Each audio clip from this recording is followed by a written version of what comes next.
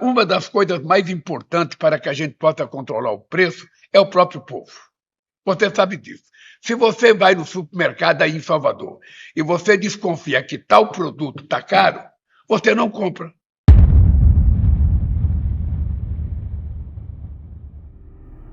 Vocês não estão errados. Foi exatamente isso que o presidente da República disse.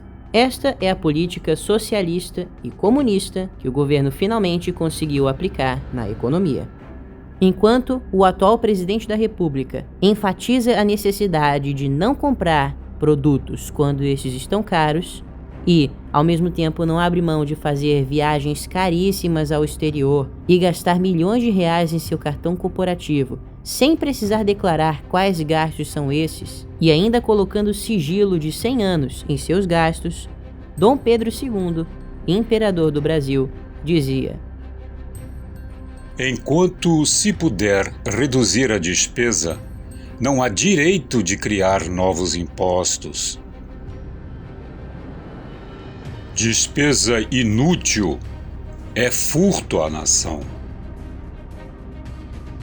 Nada devo, e quando contraio uma dívida, cuido logo de pagá-la, e a escrituração das despesas de minha casa pode ser examinada a qualquer hora. Não ajunto dinheiro. Dom Pedro II. A alta dos preços dos produtos básicos indica uma má administração do governo. Isso é algo que jamais pode ser considerado como normal. Uma coisa é quando evitamos de comprar algo supérfluo por conta de uma hipervalorização daquele produto que estava mais barato, como um aparelho de televisão, um carro novo, etc. No entanto, quando falamos de itens de necessidade básica, falamos de um problema sério de crise econômica e de má gestão por parte do Ministério da Fazenda e do seu ministro palhaço, Fernando Haddad.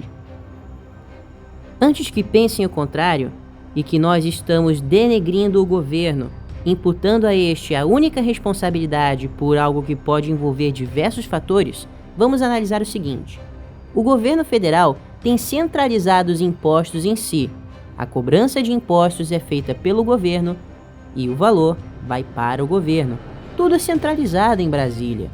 Se o governo quer mais poder de fiscalização e de cobrança de impostos, inevitavelmente ele deverá aguentar ser responsabilizado devidamente pela alta descontrolada dos preços dos bens de necessidade básica da população.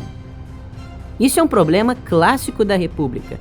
Podemos até fazer uma linha do tempo reversa das crises econômicas que nós tivemos sob a administração republicana.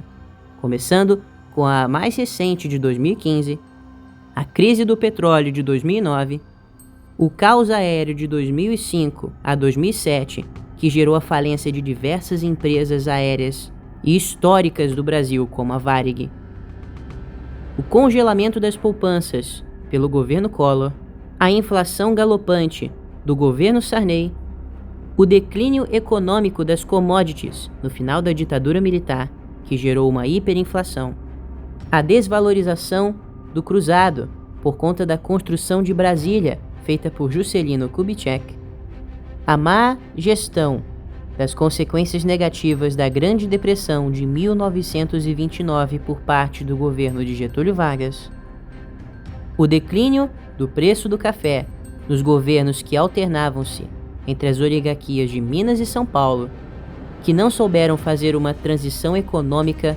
eficiente que garantisse a segurança monetária do Brasil, e a primeiríssima da República, o encilhamento, com a desvalorização completa do real e a desaceleração econômica do Brasil.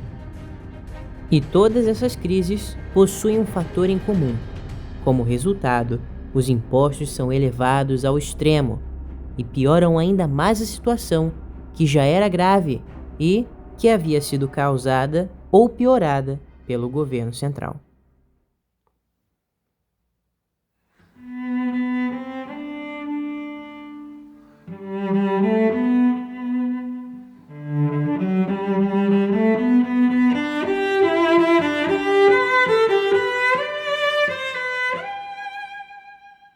No Império também haviam problemas econômicos, principalmente relacionados à escravidão, que infelizmente vigorou durante a maior parte da nossa monarquia. No entanto, quando as crises econômicas chegavam, o povo não era responsabilizado.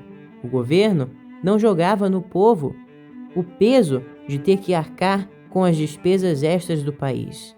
Os impostos só eram elevados em casos extremos, como foi o caso da Guerra do Paraguai.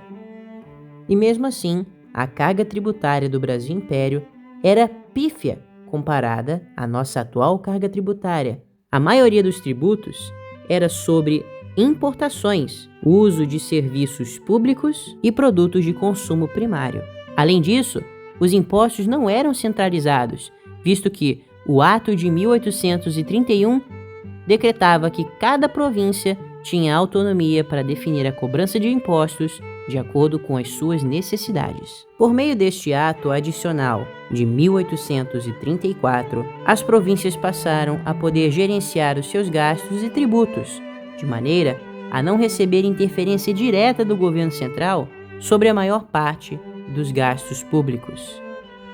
Embora a forma de Estado e a organização do mesmo fosse um Estado unitário, ao decorrer do Segundo Reinado, as províncias ganharam mais e mais autonomia, e a própria Constituição dizia que os únicos capazes de criar novos tributos seriam o poder legislativo, nas figuras da Câmara dos Deputados e do Senado Imperial, diretos representantes do povo, e por isso, os únicos legítimos a criar novos tributos e até mesmo a cortar despesas.